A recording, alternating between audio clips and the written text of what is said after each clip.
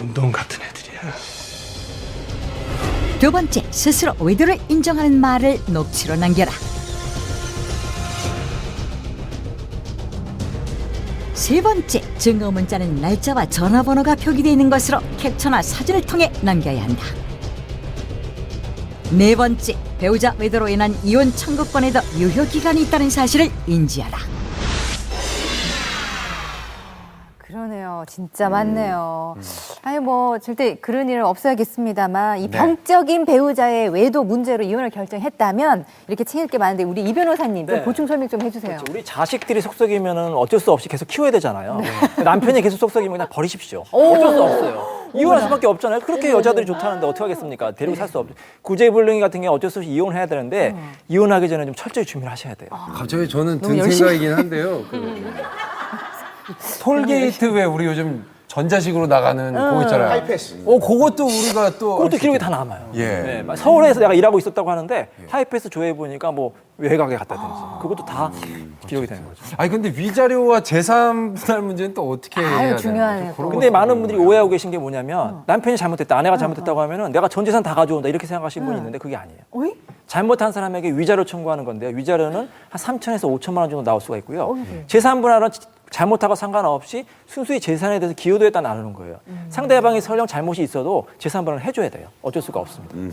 그거 좀 그럼 아쉽네요. 잘못을 많이 한 쪽이 좀 재산 분할에서 조금 덜 갖게 되고 이런 경우도 아니고요. 원래는 이론적으로는 사실 상관이 없는데 아무래도 우리 법원에서도 좀 그런 게 있잖아요. 괘씸죄가 있기 때문에 잘못한 사람에게 위자료하고 재산 분할에 대해서 조금 많이 인정해주는 편이죠. 외도의 횟수 외도가 한 번 있는 사람하고 10번 있는 사람 틀리잖아요. 한 번 같은 경우에 위자료가 뭐 2천만 원 정도 나온다. 10번, 20번 했다고 하면 뭐 5천만 원, 심지어는 1억까지 나올 수도 있어요. 횟수도 그때마다 알고 정말 뚜렷하고 명확한 얘기긴 한데요. 아무튼 그러니까 무섭네요. 이혼 이런 외도를 통한 이혼의 과정도 예. 이혼해서 이게 되는 까지도 너무 힘들고요. 예.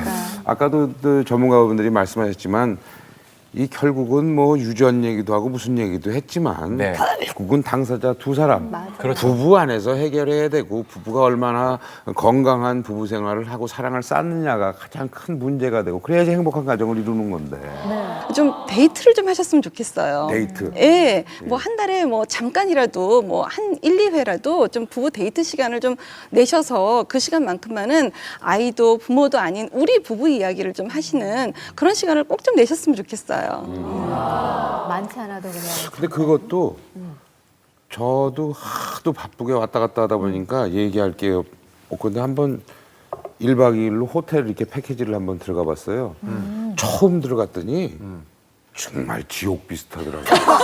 말을 안 해버릇해가지고 어우 이거 시간을 어떻게 보내나. 가면서부터 머리가 복잡해요.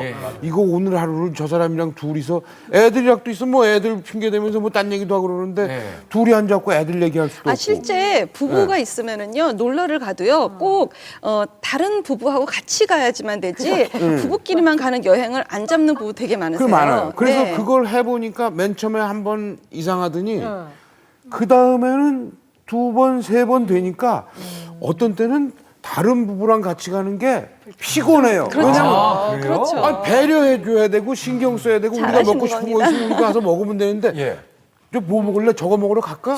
우리 서로가 뭐 좋아하는지 아니까 가면 되는데 그러니까 어떨 때는 옆에 있는 게 껄찍거리더라고. 그런 경우도 있어요. 그죠? 그 대화를 하라고 그러면요 어떻게 해야 될지를 모르는 거예요. 해본 적이 없으니까. 근데 그냥 내 얘기부터 하는 거예요. 나 요새 이래. 당신은 어때? 이렇게 얘기를 이렇게 그냥 내 얘기부터 해야 되는데 항상 왜 대화를 하라 그러면 텔레비전을 보면서 뭐 무슨 정치 얘기를 같이 한다든지 경제 얘기를 같이 한다든지 이걸 대화라고 생각하는 거죠. 근데 보면 우리 부부들은 정말 자기 얘기를 안 하고 있어요.